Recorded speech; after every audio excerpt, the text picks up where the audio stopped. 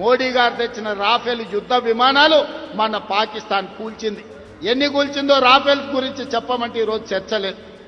ये बयान शायद आपको समझ ना आ रहा हो क्योंकि ये बयान तेलुगु में है, लेकिन इस बयान को लेकर अब नई सियासी बहस छिड़ गई है।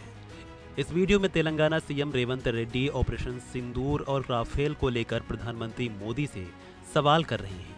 गुरुवार को हैदराबाद में जय हिंद रैली में रेवंत रेड्डी ने प्रधानमंत्री मोदी पर जमकर निशाना साधा और ऑपरेशन को लेकर सवाल भी उठाए। रेड्डी ने कहा, इस छावनी के सैनिकों ने युद्ध में भाग लिया था। तेलंगाना में निर्मित युद्धक विमानों ने हमारे देश के सम्मान को बनाए रखा। नरेंद्र मोदी द्वारा लाए गए राफेल विमानों को पाकिस्तान ने मार गिराया।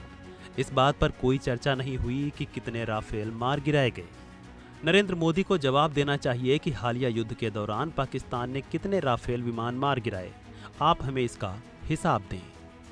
మోడీ గారు తెచ్చిన రాఫెల్ యుద్ధ విమానాలు మన పాకిస్తాన్ కూల్చింది. ఎన్ని కూల్చిందో రాఫెల్ గురించి చెప్పమంటే ఈ రోజు చర్చ లేదు. ఈ రోజు మన దేశం కాదని ఇతర దేశాల నుంచి రాఫెల్ యుద్ధ విమానాలను కొనుగోలు చేసిన మోడీ గారు మీరు జవాబు చెప్పండి. మన పాకిస్తాన్తో జరిగిన యుద్ధంలో ఎన్ని రాఫెల్ యుద్ధ విమానాలు పాకిస్తాన్ నేలగూల్చిందో మీరు లెక్క చెప్పండి. గొప్పల కోసం వేల కోట్ల రూపాయల కాంట్రాక్టులు మీకు కావాల్సిన వాళ్ళకి ఇచ్చి ఇవాళ రాఫెల్ యుద్ధ విమానాలు కొన్నారు. అవెందుకు నేలగూలినాయో ఇవాళ ప్రజలకు సమాధానం చెప్పాలి. इधर बीजेपी ने भी रेवंत रेड्डी के इन बयानों की कड़ी आलोचना की और उन्हें मिस वर्ल्ड फोटोशूट तक सीमित रहने की सलाह दे डाली। बीजेपी ने बयान पर पलटवार करते हुए कहा कि कांग्रेस नेताओं का यह रवैया भारतीय सेना के मनोबल को गिराने वाला है और राष्ट्रीय सुरक्षा के मुद्दों पर राजनीति नहीं की जानी चाहिए। पूछते हैं कितने रफाल गिराए, रमेश पूछते हैं कितने रफाल गिराए, रेवंत रेड्डी पूछते हैं बताओ कितने रफाल गिराए। ये जो पाकिस्तान के बब्बर हैं वो हिंदुस्तान के गब्बर हैं। बताओ कितने रफाल गिराए। ये पाकिस्तान के बब्बर, ये हिंदुस्तान के गब्बर हैं। और याद रखो हिंदुस्तान के गब्बरों, तुम्हारी वही होगी जो जय और वीरू ने गब्बर का किया था। भारत का जय और भारत का वीरता, भारत की वीरता और भारत के जय के कारण गब्बर का पराजय निश्चिंत है। आप सोच के जरा देखिए, कभी भी राहुल गांधी ने यह नहीं पूछा कि कितने पाकिस्तान के एयरबेस ध्वस्त हुए, कभी भी यह नहीं पूछा कितने आतंकी अड्डे ध्वस्त हुए, कभी भी यह नहीं पूछा कि कितने आतंकवादी मारे गए। पूछा तो केवल इतना कि कितने हवाई जहाज हिंदुस्तान के गिरे। मगर चलिए, कल तो एक बात अच्छी हुई कि प्रेस कॉन्फ्रेंस में मैं देख रहा था, जयराम रमेश ने कम से कम यह तो माना कि भारत की अर्थव्यवस्था 10 गुनी बढ़ गई है। इतना ही उनके प्रेस कॉन्फ्रेंस में सत्यता थी। और आज मैं पूछना चाहता हूं राहुल जी, आज देश जानता है कि कांग्रेस में भी दो फाड़ है।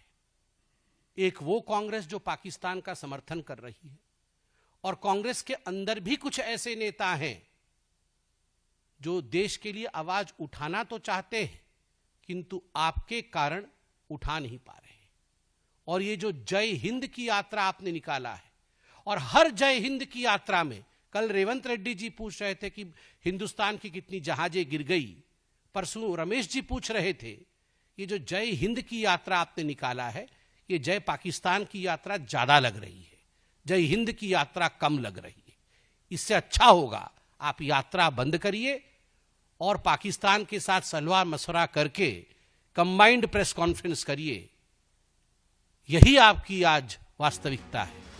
हालांकि मामले को लेकर कांग्रेस प्रवक्ता पवन खेड़ा के भी बयान आया। खेड़ा ने कहा कि रेवंत रेड्डी जो सवाल पूछ रहे हैं वही सवाल उनके बीजेपी नेता भी पूछ रहे हैं।